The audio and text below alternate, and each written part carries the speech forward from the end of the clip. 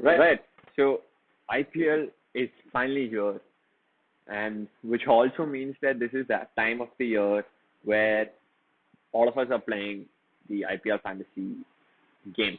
At least in the last 2 years, I've noticed that a large number of people have invested time into this format. Of course, I remember seeing fantasy.iplT20.com right from uh, 5 or 6, 7 years back, which it was always interesting for me to see this hoarding whenever a match is happening. But I didn't really know much about it. I've played for 4 years now, I believe, and I've done well, finishing in the top 1% every single time across the tournament. Not these individual match IPL fantasy games, but across the tournament. But having said that, I think as we start, we could uh, notice those players who are going to for sure return points when you play this fantasy cricket across various platforms. So, uh, as we're in the initial stages, I thought I'll just go through all the 8 teams and one player from each team that you must have whenever that team is playing.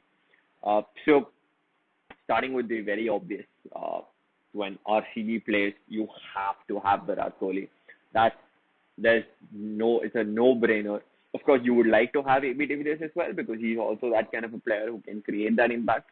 But Kohli, after 5 months of break, we know his passion, we know his commitment, we know his diet, we know his attitude, we know his training, and we've seen his success throughout the last since 2016. He's been amazing. So RCB, Virat Kohli, must have. Second, let's look at Rajasthan Royals.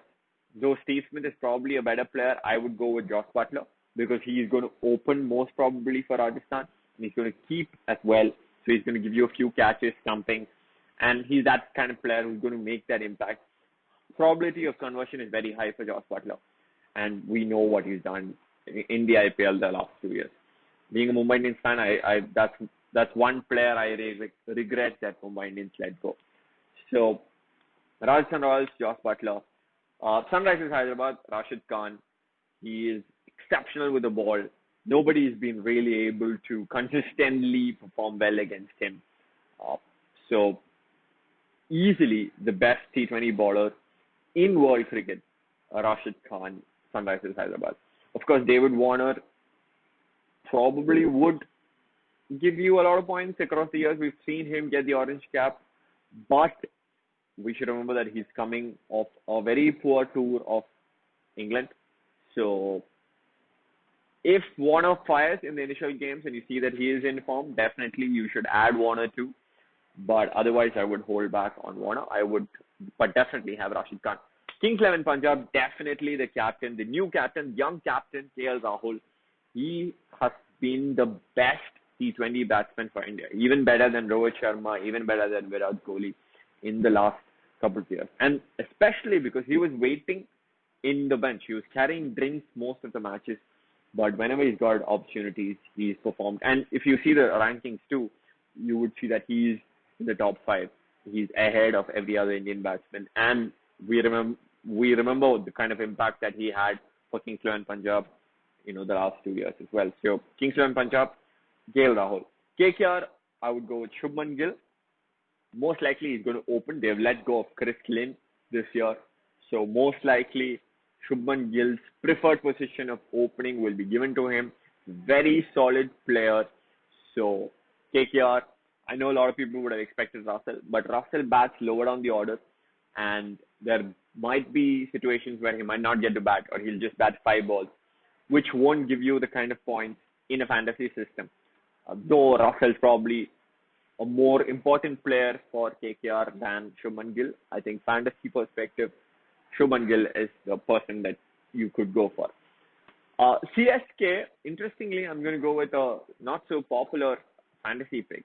A lot of people would say Dhoni, but Dhoni, again, like Russell, bats lower down the order.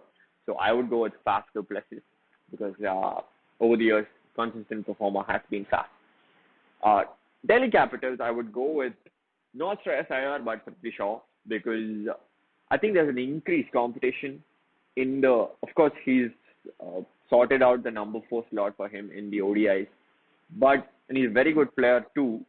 But he's going to be captain, and he's going to be surrounded with a lot of Indian players who are all competing against each other. If you think for that number 3, number 4, number 5 spot, we have Shikhar Dhawan, Ajinkya Rahane, uh, Prithvi Shaw himself, Shreyas Iyer, uh, Rishabh Pant, of course. So for because that competition is going to be there, I think it's like I think Gambhir said in one of the interviews, they should play for Delhi Capitals and not try and vouch for their respective Indian spots, which is going to happen obviously because there hasn't been any cricket for a while now, and the competition between them and Shreyas being the captain, I think Shreyas won't have that impact. I could be wrong. I hope I'm wrong because he's an exceptional talent for India. But I think Prithvi Shaw more composed. He opens, so power play overs. He's going to have that liberty to attack. He's a very aggressive player. So I think Prithvi Shaw will fetch you points. And finally, Mumbai Indians. I know that most of you would expect Rohit Sharma, Hardik Pandya, or Bumrah, but I'm actually going to go with probably the most questionable choice of all of this, which is Suryakumar Yadav. Though all of these big names will win matches for Mumbai Indians for sure, Suryakumar Yadav is the one player who's been most consistent in 2018 and 2019 for Mumbai Indians. And when I made these recommendations, I also considered the points that each player requires. So you can't have all of the big names. You need to have some smart picks as well. And for all of those reasons, I think the best pick whenever Mumbai Indians is playing, for all of you playing your fantasy cricket, is, I strongly believe, Suryakumar Yadav. So best of luck to all of you, and best of luck to the games. Can't wait for it to begin and change all of our most important things happening in our lives to the score and to the results and to the point table. So it's going to be a very exciting phase again. So, and I hope all of you finish very high as the fantasy games progress with the IPL.